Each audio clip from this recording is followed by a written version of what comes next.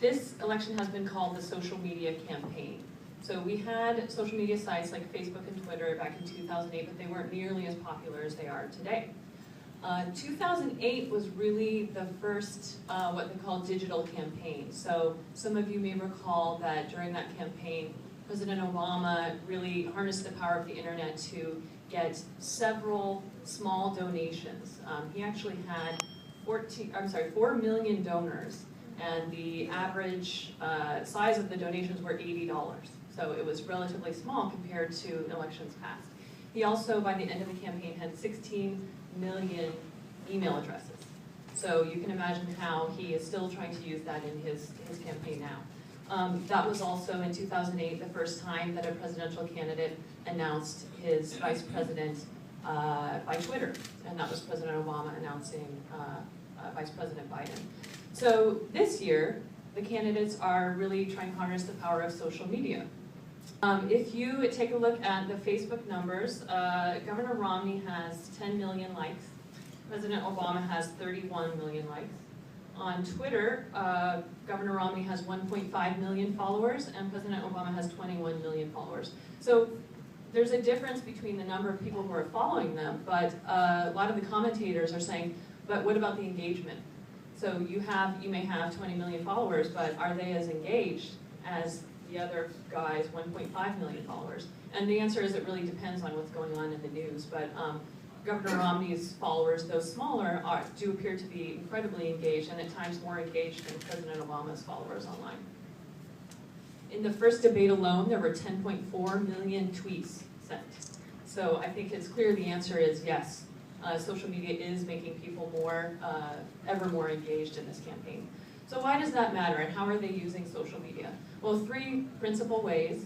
The first is they're using it to spread their message. Second is they're using it to raise money. And the third is they're using it to try and get out the vote. Who do you trust most when you're forming your opinion about a politician? Well, a recent Gallup poll said that 60% of Americans do not trust the mass media to report news fully, accurately, and fairly. This was the Gallup poll, not me. And so who do they trust? They trust their friends. So of course, it would make sense for candidates to use social media where you get your news from your friends to try and spread their message that way. The other way they're using it is to collect information on who their loyal followers are. So when Governor Romney posts something, how many likes does it get? And what are people saying in the comments? And how can he post future information that appeals to his followers? And same with President Obama. Also, I think it's been interesting to see how they're using hashtags. Governor Romney's campaign is using the hashtag can't afford for the number 4 more. And so everything they do, and every event, they encourage people to tweet can't afford 4 more to try and sort of push that home. President Obama, just recently, a few days ago, his campaign came out with the term Romnesia, and that's a hashtag they're using right now. So they're saying, do you want a president who has, hashtag Romnesia?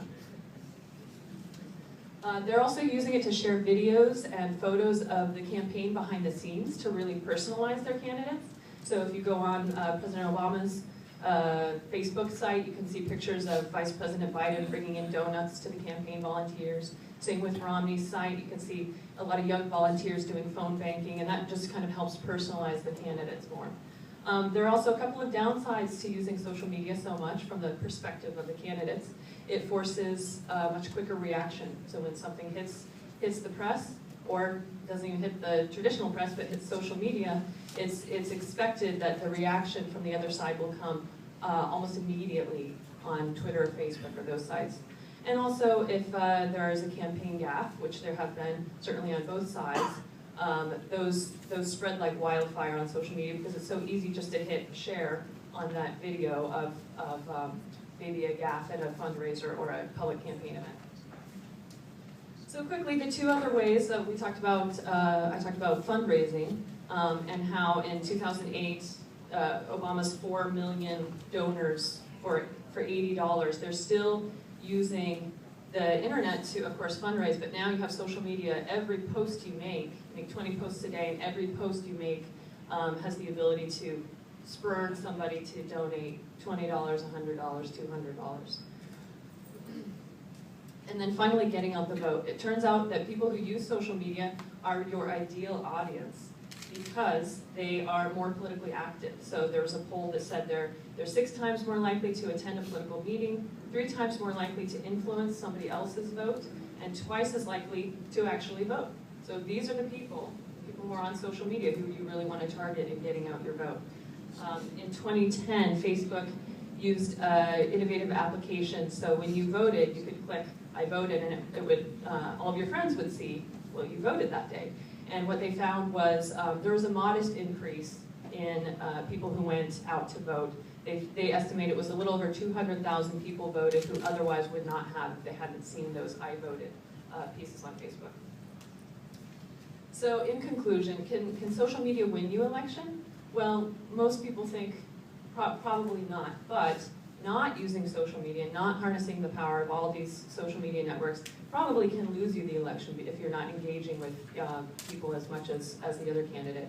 So right now, as we saw in the numbers, President Obama has more followers on Twitter and Facebook, but Romney often has more engagement. So which one is an indicator of support in the election? We will find out.